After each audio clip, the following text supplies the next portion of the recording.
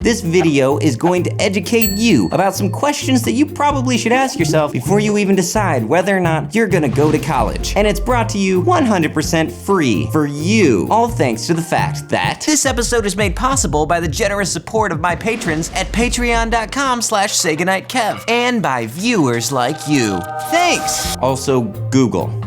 Google sells a lot of those ads, so they're working hard. Kevin's Economic Trilogy, Part 3, College, Part 2. Number 1, does the field that I'm looking to go into even require a degree? Because they have more of a guarantee that they're gonna get their money, colleges have created all of these ridiculous degrees and majors. Whenever you go to your advisor, they're not gonna tell you what's a good idea and a bad idea. So you need to do the research for yourself. I mean, there are fields that require you to get a degree, like a doctor or a lawyer or a veterinarian, I assume? I hope so. So figure out if that's something that you want to do for the rest of your life. If it doesn't require a degree, it doesn't mean that you shouldn't go to college, but it does mean you should ask yourself a lot more questions. Fortunately, I have some of those coming up right now. Do the people in the field that I want to go into get paid more when they have a degree than when they don't? If not, why are you paying money for nothing? Also ask yourself, will college give me the opportunity to increase my worth within my field? I mean, in my field, my college had some pretty cool equipment that I had access to, and I was able to practice doing stuff like that. Of course, I also am able to practice at home, which brings me to that third thing you should think about. Can I get the benefits that college gives me elsewhere? I'm gonna let you guys in on a little secret. Teachers, they're just teaching out of books. You could buy those books on Amazon. You don't have to enroll into a class. Plus, you got the internet and libraries. There are a ton of free places where you can learn just about anything. See, Kevin, the thing is that I really need the structure of school to motivate me to get up and learn things. It's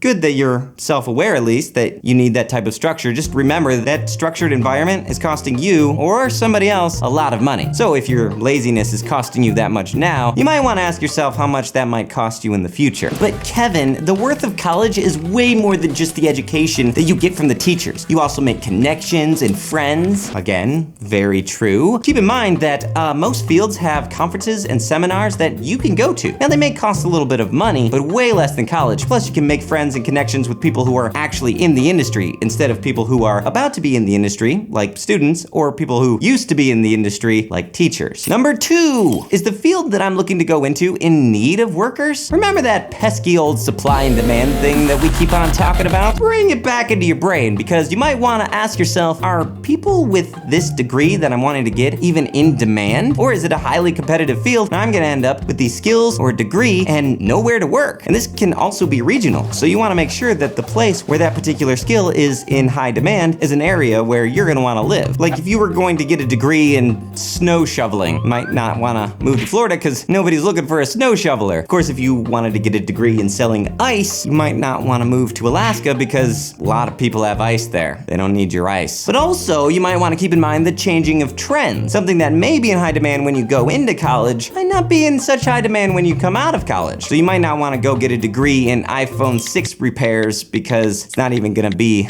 a thing when you get out. All of those examples that I gave are also examples of things that you shouldn't get a degree in. You don't need a degree for that. And number 3, consider the cost. Excuse me, Kevin, that's not a question. Oh, sorry. Have I considered the cost?